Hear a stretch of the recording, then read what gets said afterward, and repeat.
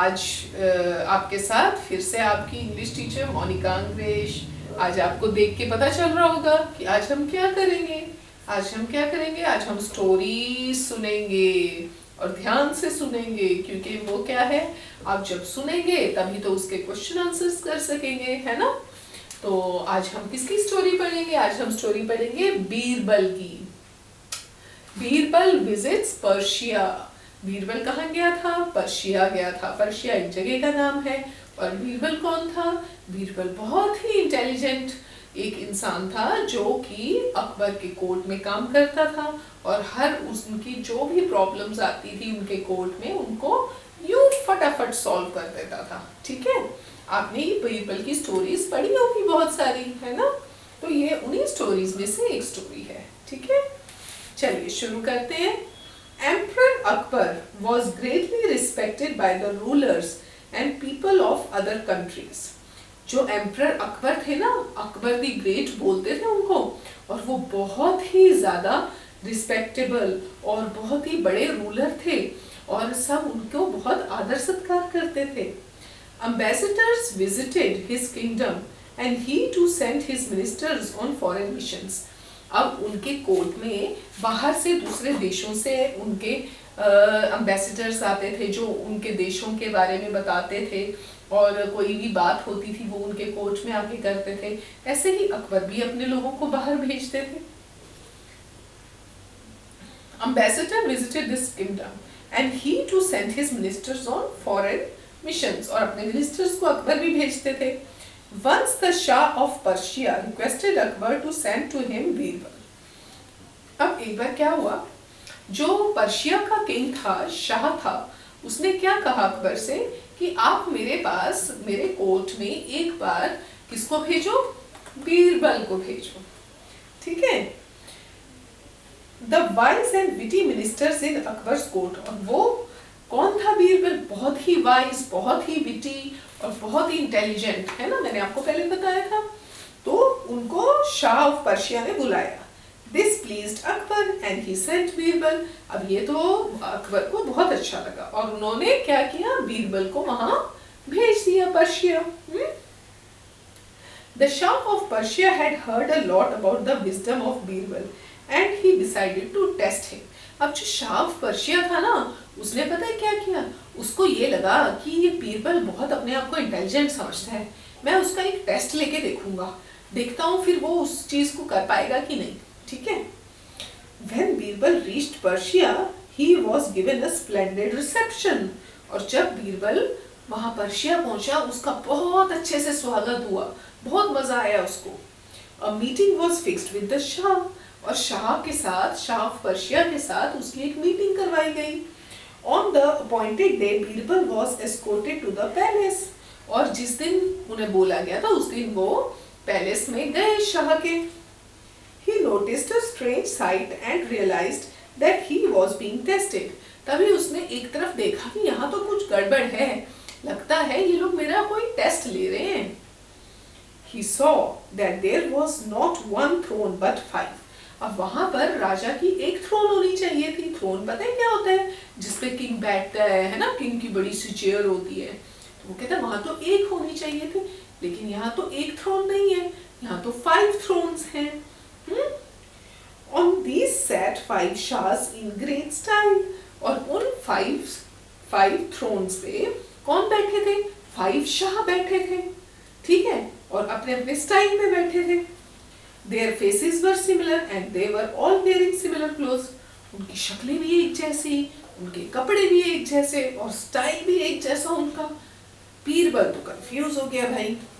He walked confidently to where the shahs sat। और वो बड़े अपना कॉन्फिडेंस के साथ उस 5 थ्रोन्स के पास गया और देखने लग गया। As he walked, he observed them carefully। और उसने उन सबको बहुत ध्यान से नोटिस किया कि ये 5 मेरे शाह कौन है। He reached the thrones and bowed before one of them।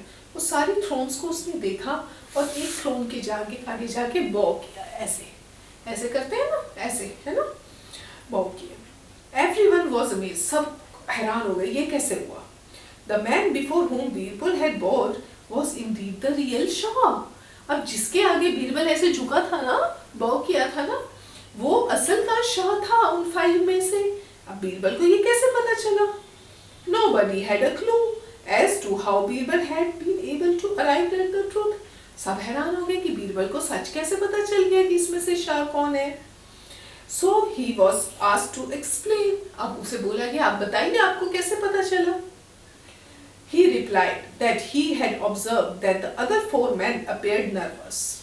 कहता है मेरे को जब मैंने 5 लोग देखे ना, तो उनमें से जो बाकी जो 4 थे ना, वो नर्वस थे, वो अंदर से डर रहे थे, वो झिझक रहे थे।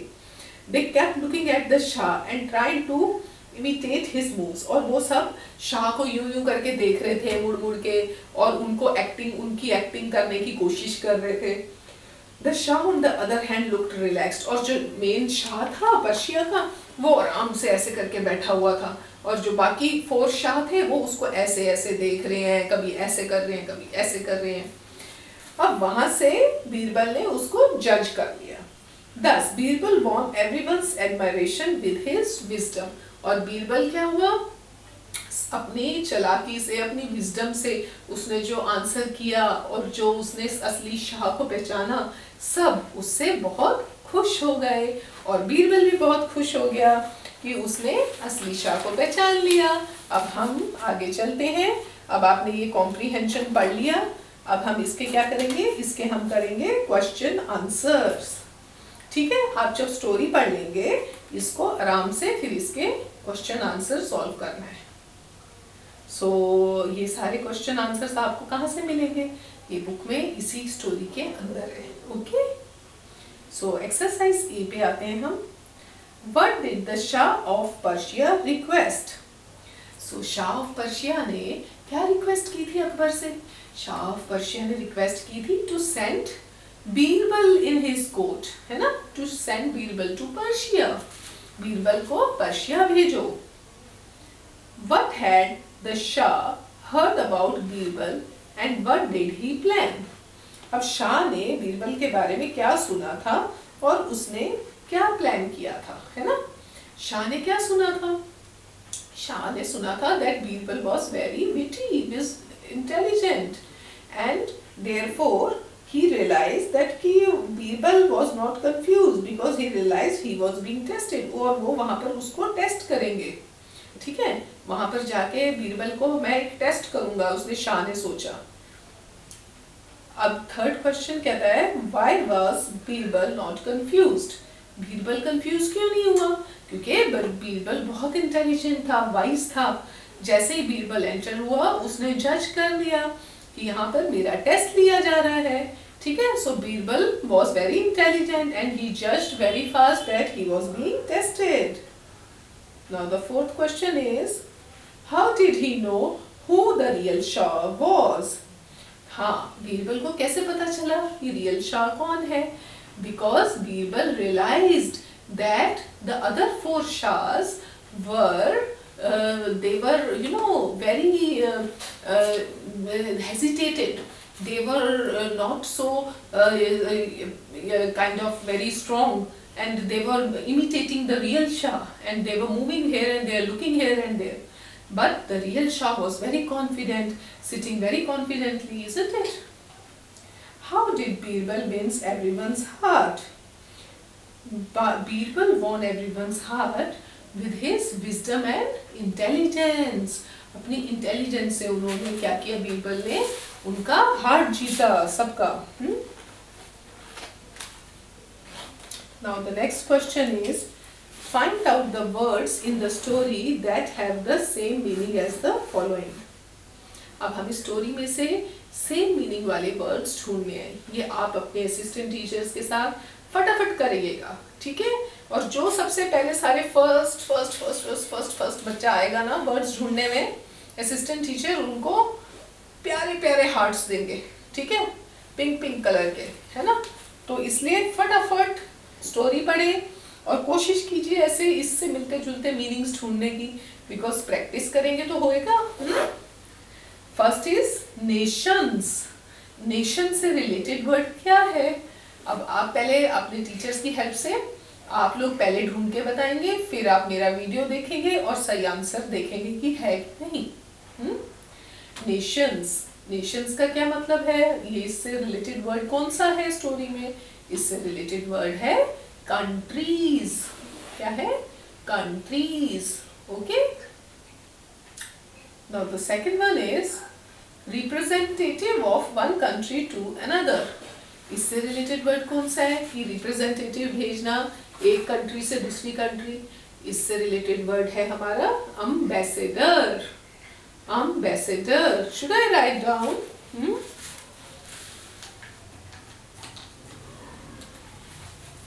चलिए लिखते हैं हम एक्सरसाइज बी का first is countries. Countries, okay.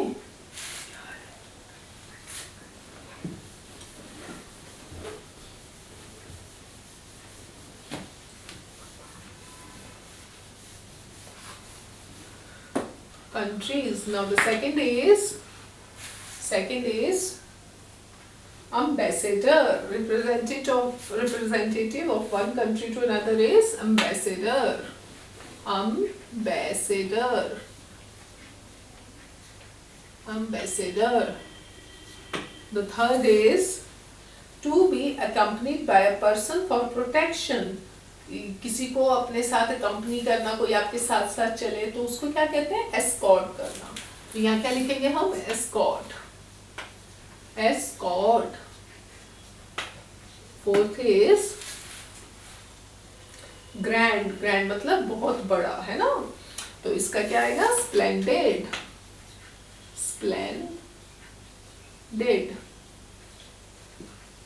Fifth is The chair where a king sits. Chair जिस पे किंग बैठता है उसको क्या कहेंगे हम, थ्रोन। Throne, okay.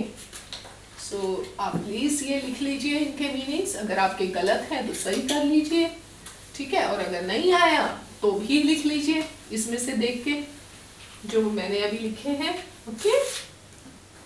अब हम आगे अगली एक्सरसाइज पे चलते हैं।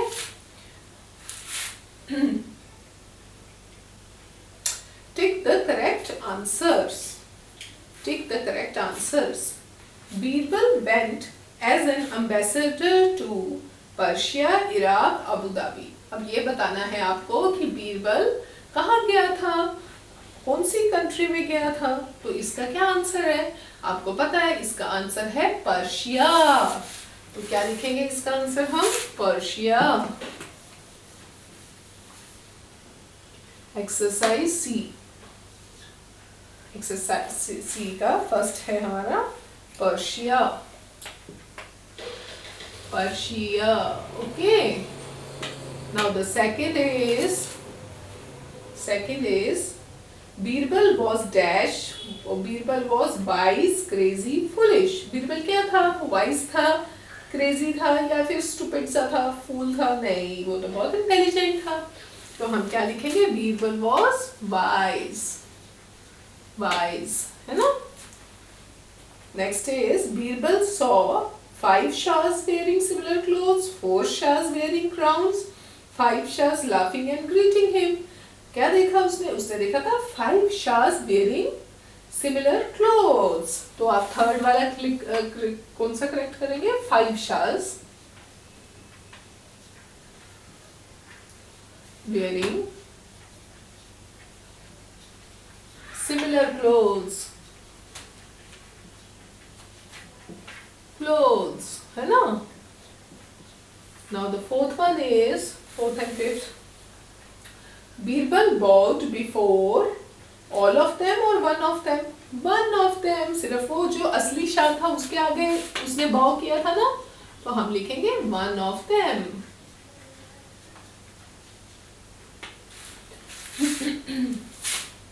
Fifth is the real Shah was nervous, relaxed or imitating others. The real Shah was relaxed. तो यहाँ क्या आएगा, relaxed।